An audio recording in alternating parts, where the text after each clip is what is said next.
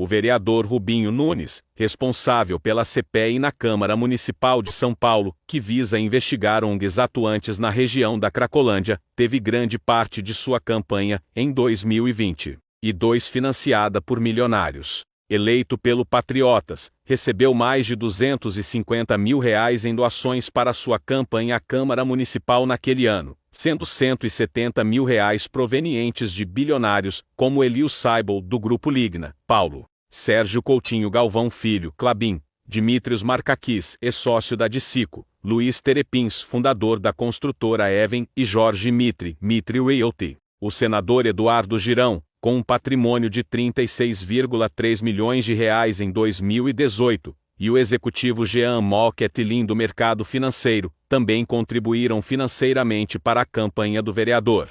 As doações de Saibol, Markakis, Etlin e Girão totalizaram R$30 mil cada, enquanto Terepins doou R$25 mil, Mitri contribuiu com R$15 mil e Galvão Filho com R$10 mil.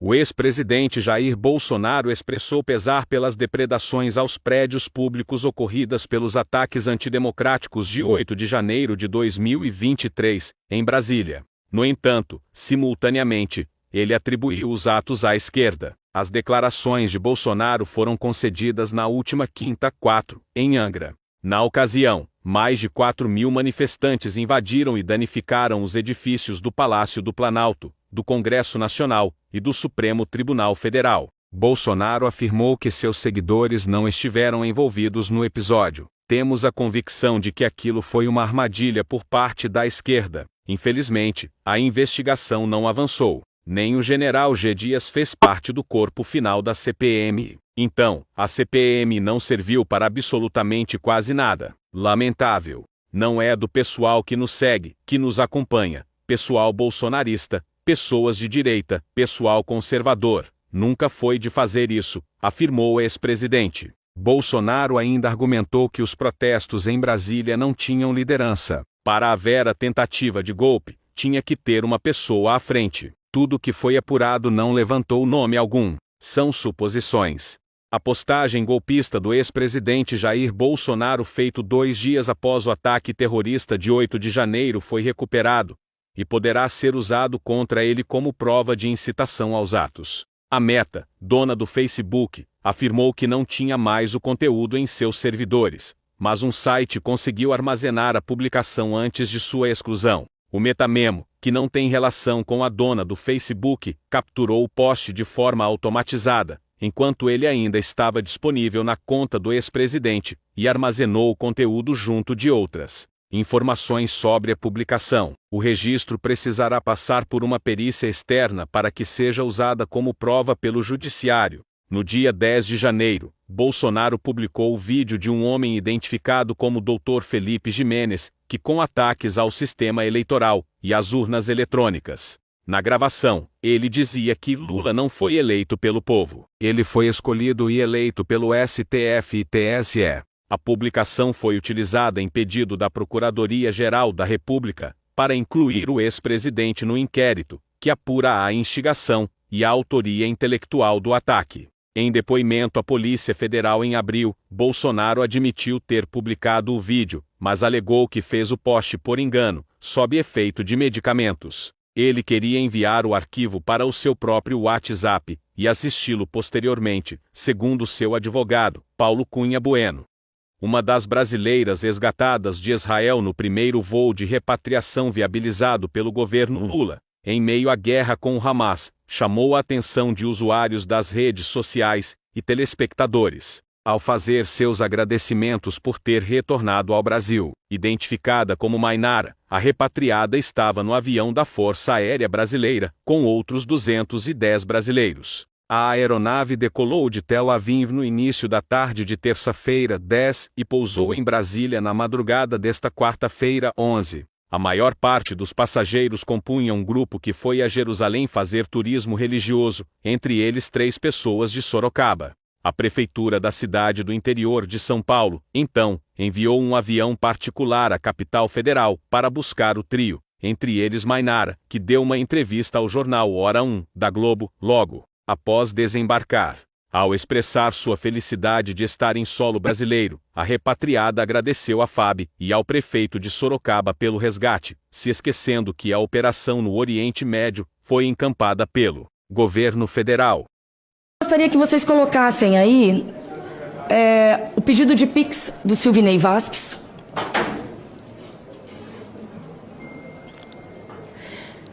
Silvinei Vasques, como o senhor também está passando uma situação difícil, não está mais recebendo salário. Anderson Torres também não vai mais receber salário. Os PMs que foram presos dias atrás também terão cortados os seus soldos. Ali, ó, Silvinei Vasques, tá igual o senhor. Só que ele tem mais amigos que o senhor, eu acho, porque o pessoal tá pedindo Pix. Gostaria que colocasse também agora aquela cantora gospel que foi presa junto com outros manifestantes que se dizem patriotas.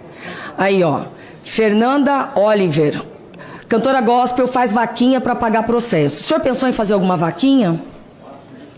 Acho que seria bacana. E eu acho também que seria interessante, o senhor poderia pedir para o próprio presidente Bolsonaro fazer um Pix para o senhor, para pagar esse advogado do senhor.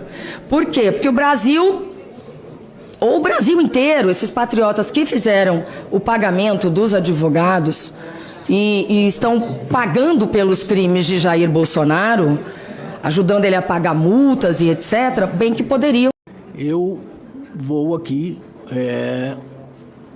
democraticamente, apresentar uma visão diferente da unanimidade das pessoas que até aqui falaram, certo?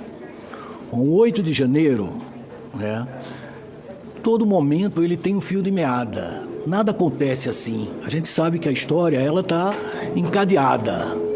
Então, quando a gente analisar o 8 de janeiro, a gente tem que ver os antecedentes desse 8 de janeiro. Qual era a moldura dele, qual era o contexto que ele se deu, qual foi o discurso que inspirou o 8 de janeiro. E ninguém aqui é ingênuo.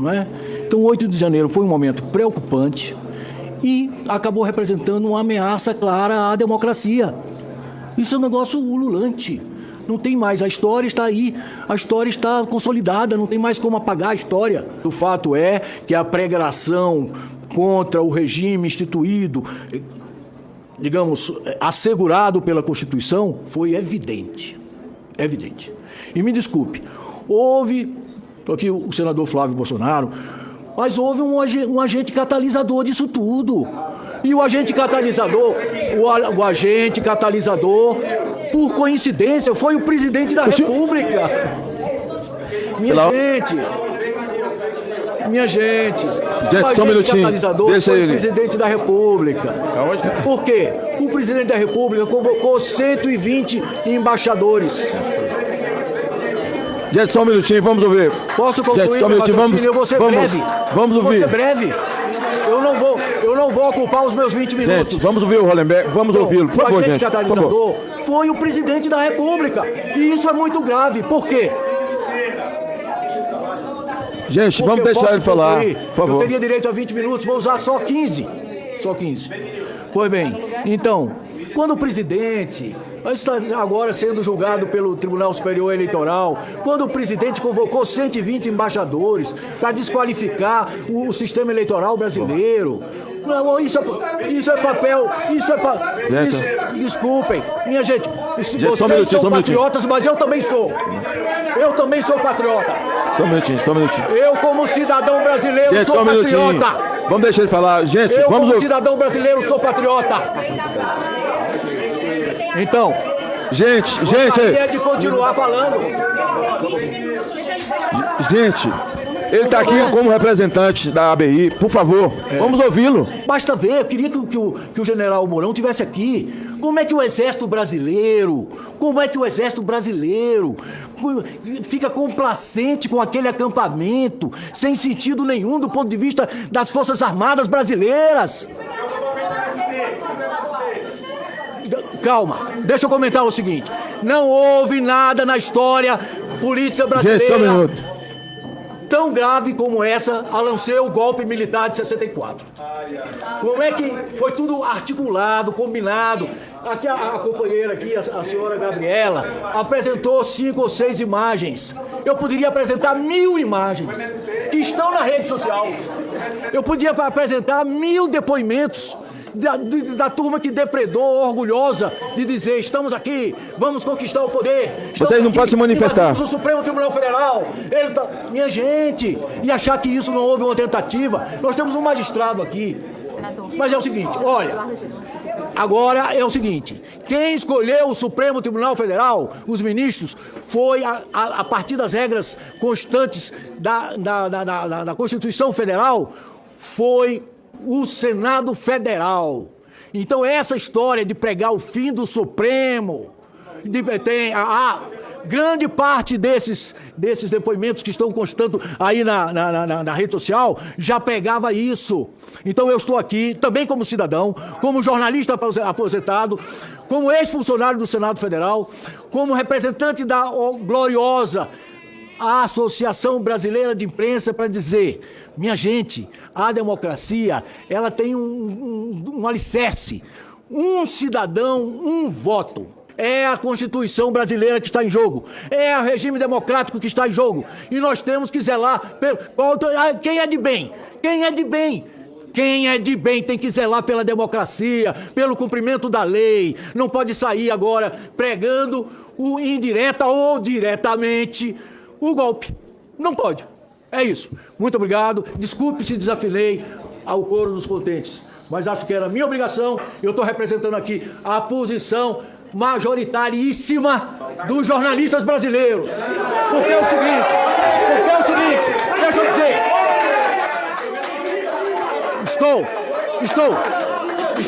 Gente, Pesquisadores de Lyon, na França, realizaram um minucioso estudo, mostrando a verdadeira matança que o consumo de cloroquina produziu no mundo durante o período da primeira onda da Covid-19. O levantamento, inédito, foi publicado pelos cientistas na revista Biomedicine and Pharmacotherapy. Brasil e Índia, os dois países gigantes em que o consumo da droga foi mais estimulado por governos irresponsáveis, não tiveram dados referentes ao assunto computados pelos acadêmicos. De acordo com a análise, o uso da cloroquina na França, Estados Unidos, Bélgica, Itália, Espanha e Turquia não apenas foi totalmente ineficaz no combate ao coronavírus SARS-CoV-2, como acabou por provocar quase 17 mil mortes diretamente no período entre março e julho de 2020. Os dados foram desproporcionais entre essas nações, com Turquia apresentando 95 mortes, França 199,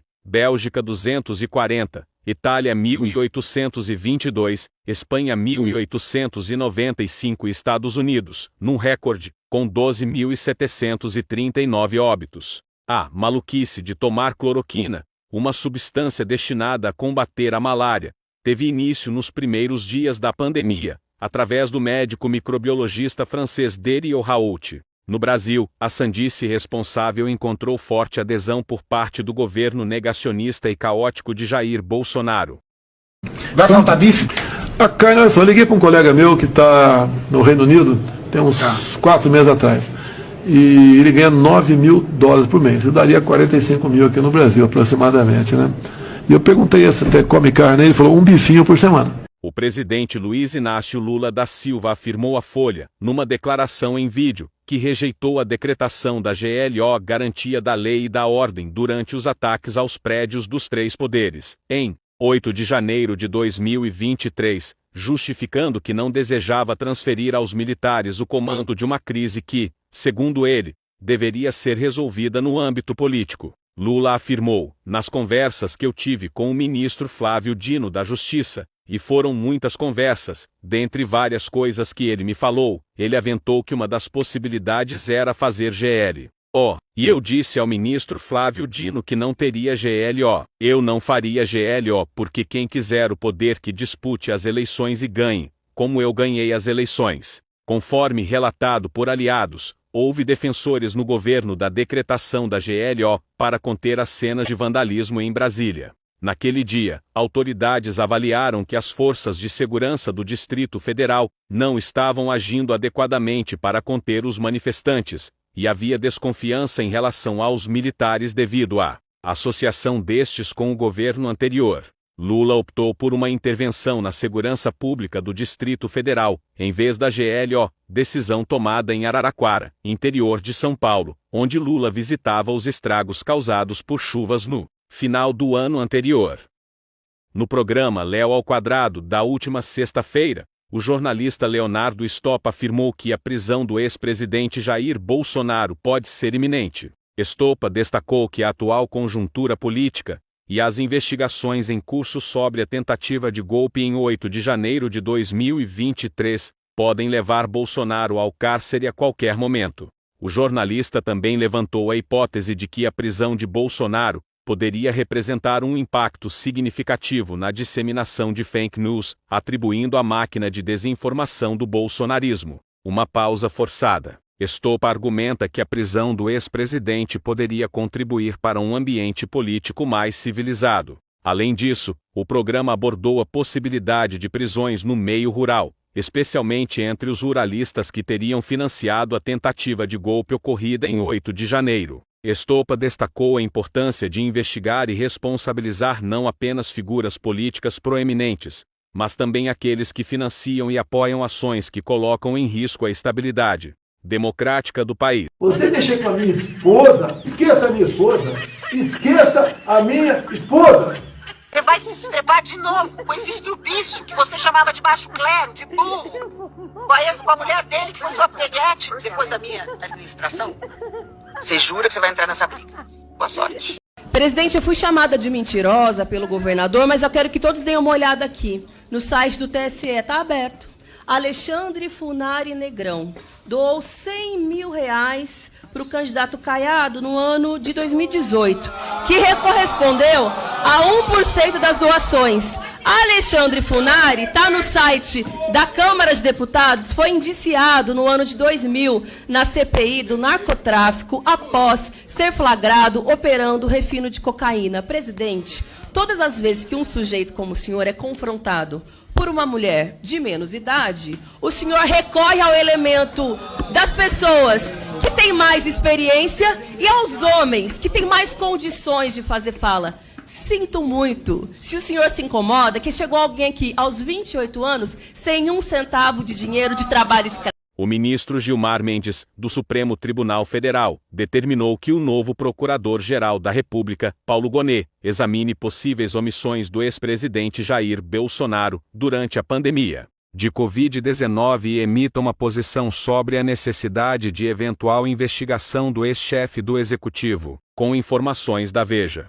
A decisão de Mendes, mantida em sigilo, é datada de 19 de dezembro. Em julho, o ministro já havia reativado a investigação, que tinha como alvo os outros membros do governo da época, como o ex-ministro da Saúde Eduardo Pazuello, atualmente deputado federal, e Fábio Van Garten, ex-secretário de Comunicação da Presidência da República. Gilmar Mendes reviveu a investigação em junho de 2022, quando anulou uma decisão da Justiça Federal de Brasília, que havia parcialmente arquivado o caso. O entendimento do ministro foi que o ex-ministro da Saúde, Eduardo Pazuello, atualmente deputado federal pelo PL, deveria ser um dos alvos da investigação e, devido ao seu foro por prerrogativa de função, a apuração deveria ser conduzida no âmbito do STF. O inquérito foi instaurado com base no relatório conclusivo da CPI da Covid, visando investigar as ações e omissões ocorridas no âmbito do Ministério durante a gestão de Pazuello, especialmente após o colapso no sistema de saúde do Amazonas no início. Apresento todos vocês aqui, demonstra que eu não sou um ex-presidente normal. Eu sou um ex-presidente que o povo está saudoso, já está com saudades e temos potencial para ganhar as eleições de 2026.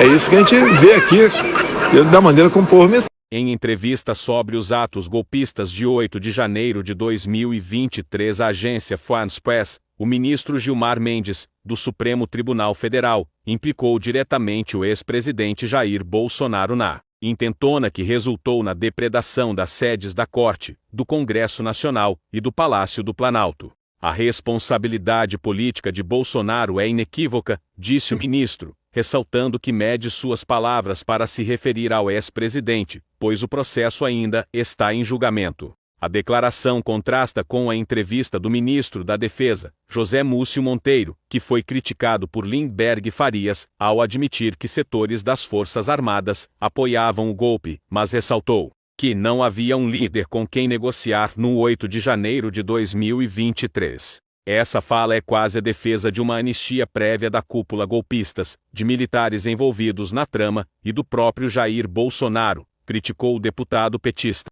O Tribunal Superior Eleitoral defende que o enfrentamento à desinformação sobre o processo eleitoral nas eleições municipais deste ano seja centralizado na Corte. Ou seja, fake news sobre urnas eletrônicas, totalização de votos e manipulação de resultados serão analisadas diretamente por Brasília, ao invés de serem tratadas pelos tribunais regionais. O tema está nas minutas de resoluções da Corte para as eleições de 2024. Publicadas para consulta pública na última quinta, dia 4, e que contam com a relatoria da ministra Carmen Lúcia. Os ataques às urnas eletrônicas e ao papel do TSE, na totalização dos votos, foram a tônica das eleições de 2022. Tanto que a primeira condenação do ex-presidente Jair Bolsonaro pela Corte, tornando-o inelegível, ocorreu por causa de um ato de campanha realizado por ele no Palácio do Alvorada, no qual embaixadores estrangeiros foram chamados para ouvir mentiras sobre o sistema brasileiro